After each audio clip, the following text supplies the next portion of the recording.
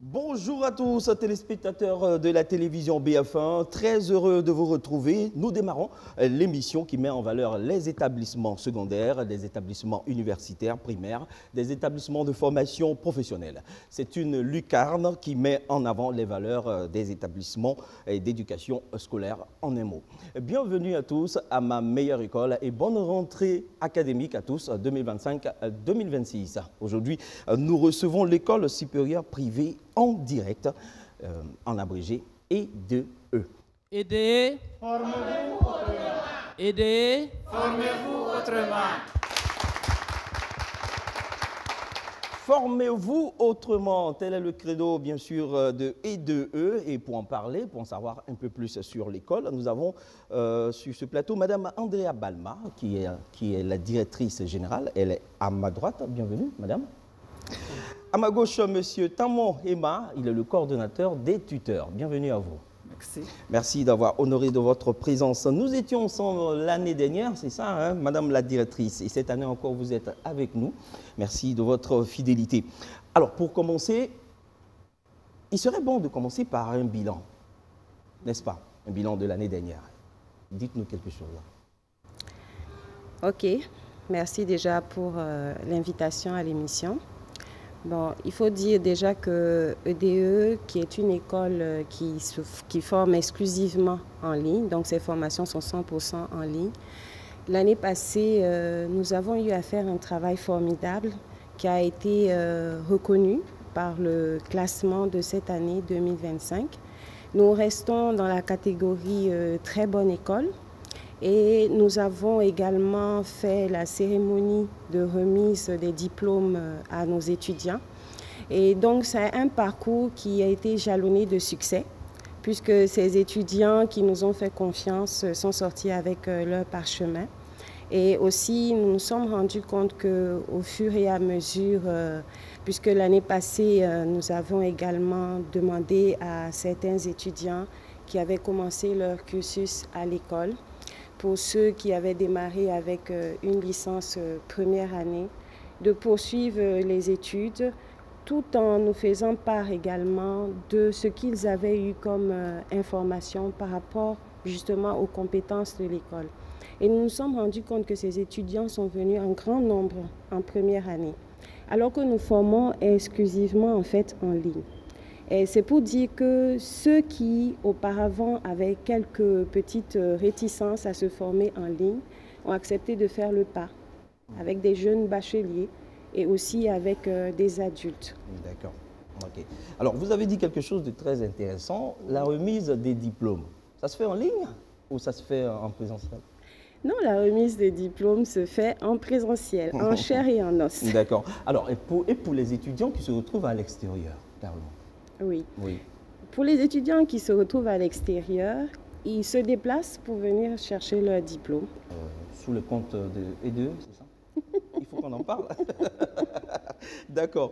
Alors, pour ceux qui ne connaissent pas, ça sera peut-être une occasion de présenter en général EDE. C'est vrai que c'est une école déjà bien connue, mais pour des nouveaux qui voudraient faire la formation en ligne, présentons EDE.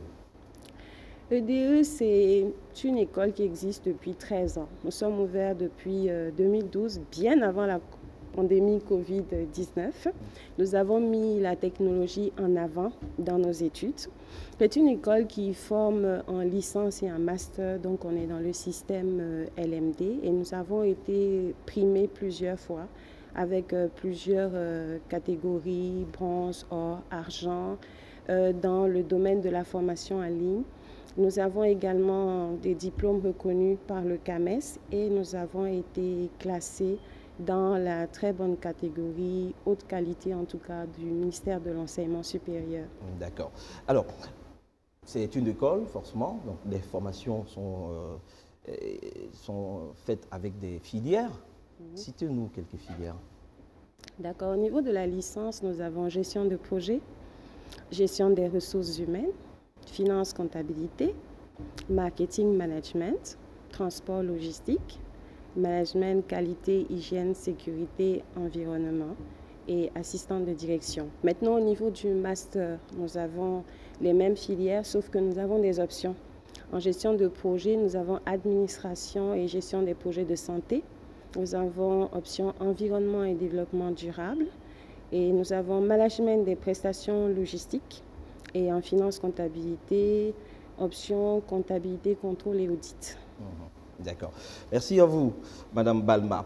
Je vais m'adresser maintenant au coordonnateur des tuteurs. Ce titre-là m'intrigue beaucoup.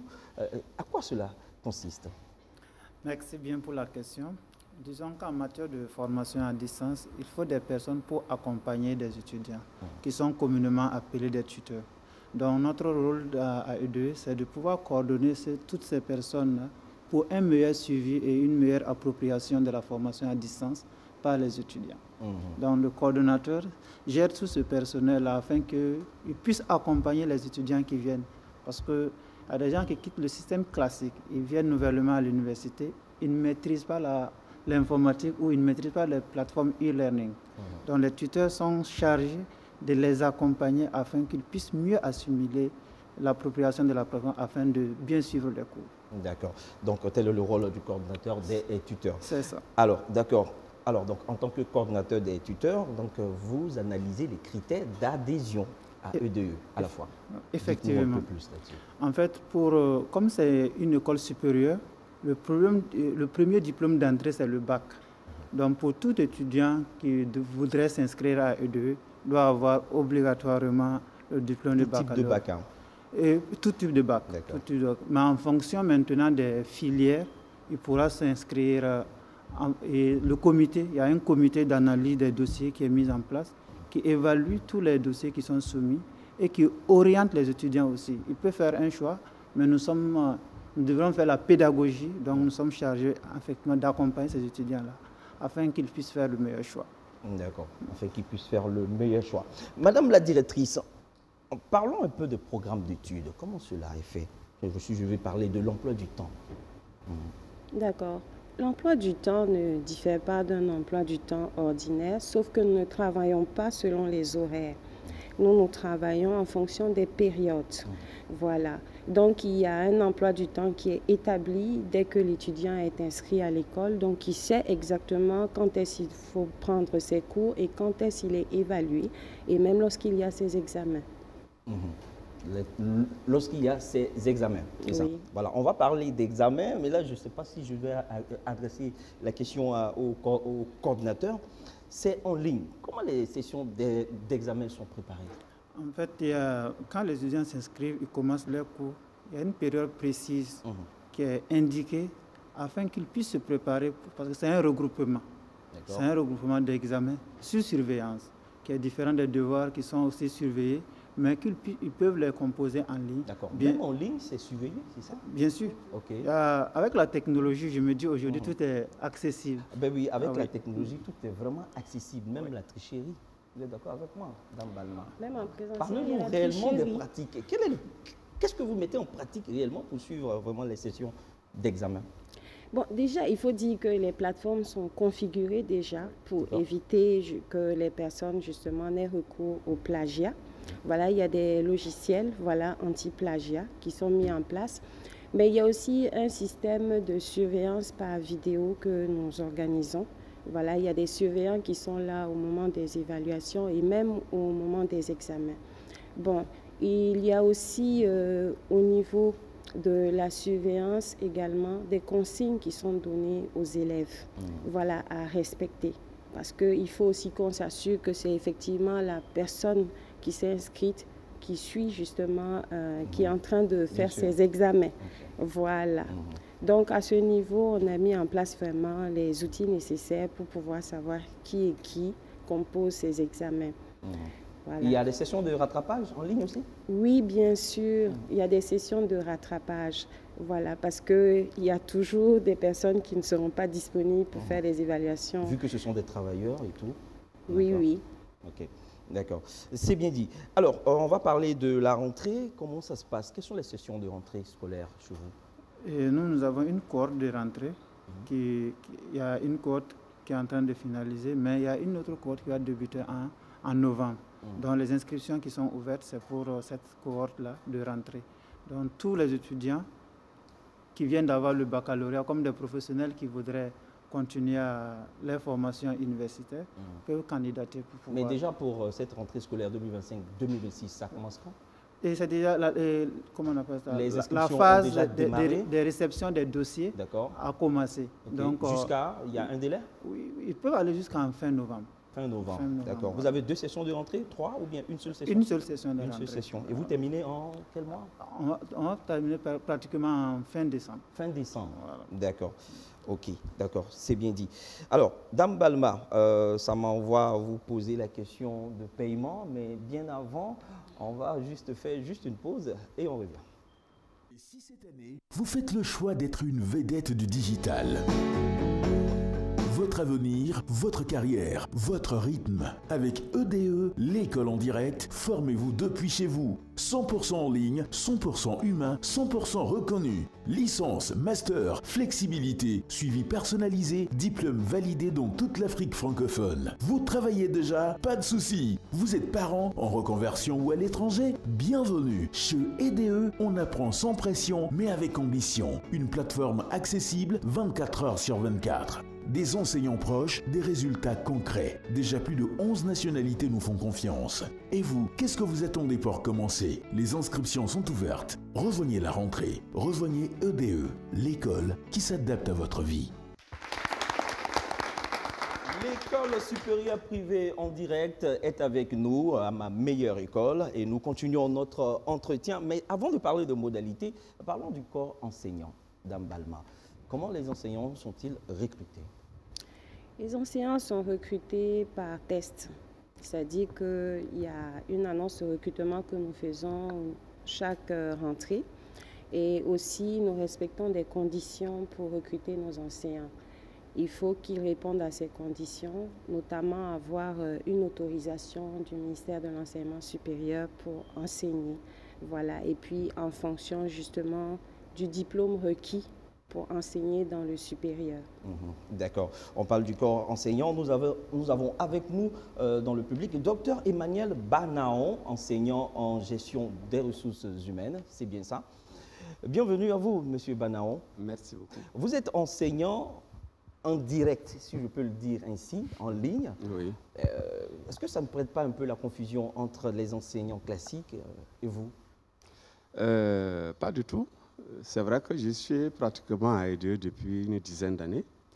Et d'ailleurs, quand j'ai commencé à enseigner à EDE, il y en a qui disaient, mais écoute, tu es parti dans cette école, est-ce que c'est une école qui est reconnue? Est-ce que le diplôme que délivre cette école est vraiment valable sur le terrain? D'accord.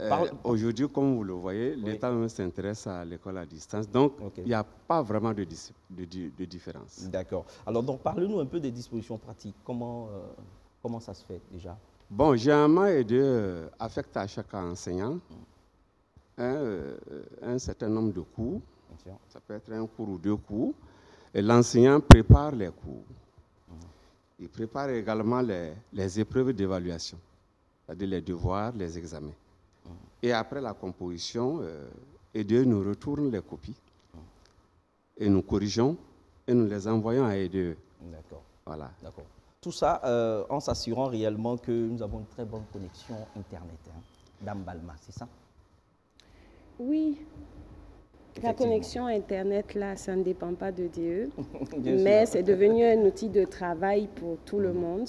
Et je pense qu'il y a beaucoup, disons, de stratégies qui sont mises en place par nos étudiants pour pouvoir faire ces cours en ligne, là. Donc, ce n'est pas vraiment... Pour l'instant, un frein. D'accord, c'est bien dit. Alors, on a aussi des étudiants, mais là, on va s'adresser à Abbas Ouedraogo, étudiant en gestion de projet. Il est aussi le délégué des étudiants. C'est ça.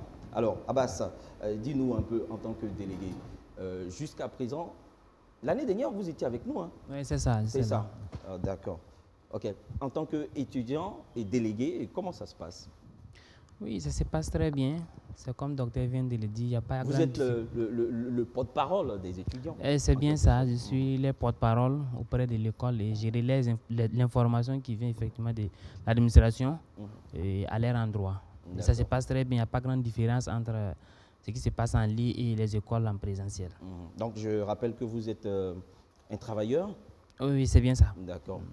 Comme tous les étudiants qui sont ici, sur ce plateau, n'est-ce pas? C'est ça. D'accord, sans évoquer bien sûr l'établissement de votre activité. Ok, c'est bien. Alors, Madame Balma, qui parle de formation, parle de paiement. Généralement, comment ça se fait? Tout est en ligne? Les paiements se font de sous plusieurs formes. Vous avez le paiement qui peut se faire en ligne, voilà, via les transferts rapides aussi, par la banque, et également en espèces, puisque nous avons un siège. Ceux qui veulent venir à notre niveau, il n'y a pas de problème. Maintenant, les modalités de paiement, elles sont flexibles. Voilà, donc on donne la possibilité aux étudiants de pouvoir payer par tranche, voilà, avec un échelonnement. D'accord. Je voulais revenir sur un point. Depuis 2020, l'année dernière, vous nous avez dit que vous avez les diplômes accrédités du CAMES. Est-ce que vous pouvez revenir un peu là-dessus? Question de faire comprendre que vous êtes une école réellement accréditée. Bon, je pense qu'au niveau de l'accréditation, déjà, j'aimerais revenir sur un point très essentiel. C'est-à-dire qu'une fois qu'on est reconnu par le ministère de l'Enseignement supérieur, nos diplômes déjà ont une grande valeur, c'est accrédité. Maintenant, au niveau du CAMES, effectivement, nous avons depuis 2020 l'accréditation en licence, management, qualité, hygiène, sécurité, environnement et un master gestion des ressources humaines. Okay. Voilà. D'accord. Donc, rien ne s'est ajouté encore. C'est un processus qui suit son cours. C'est-à-dire qu'au fur et à mesure, nous allons ajouter des filières qui seront reconnues. Au fur et à mesure que la demande se fait sentir. Par le CAMES. D'accord. Oui. D'accord. Merci beaucoup. On est presque au terme de notre entretien. Dame Balma, est-ce que vous voulez ajouter quelque chose? Question de motiver nos nouveaux étudiants ou travailleurs à opter pour la formation en ligne, surtout chez EDE. Oui, j'aimerais dire à ceux qui hésitent, à ceux qui ont déjà même peut-être pris le chemin pour aller vers une école pour s'inscrire, choisissez EDE parce qu'aujourd'hui, la technologie, on ne peut pas s'en défaire. Vous avez tous des ordinateurs, peut-être des téléphones portables. Aujourd'hui, vous avez la possibilité d'avoir un avenir meilleur en vous formant. Et quel que soit l'endroit où vous êtes, l'école est avec vous. C'est votre école que vous emportez avec vous. Et en plus, vous emportez avec vous aussi une accréditation, des compétences et des valeurs que vous pourrez mettre à disposition de la société pour développer votre pays. Donc, n'hésitez pas. Venez vous inscrire à EDE, vous n'allez pas le regretter. D'accord, vous n'allez pas le regretter. Oui, et pour le dernier mot, je dirais tout simplement, venez à EDE, n'ayez pas peur, nous sommes là pour vous accompagner. Les tuteurs sont là, on va vous initier du début jusqu'à la fin de votre cursus. Il y aura des personnes toujours disponibles pour vous permettre de mieux assimiler la formation. D'accord. On rappelle déjà la rentrée scolaire pour cette année? Oui, la rentrée scolaire, comme je le disais, la phase de réception des dossiers de candidature est ouverte. Donc, nous sommes là, d'ici le novembre, nous allons débuter effectivement les cours. Les cours, d'accord. Merci à vous. Vous pouvez vous applaudir. Vous avez été formidable.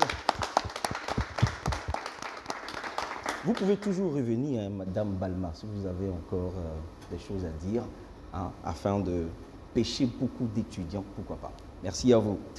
C'est tout pour ma meilleure école. On recevait aujourd'hui l'école supérieure privée en direct, en abrégé E2E.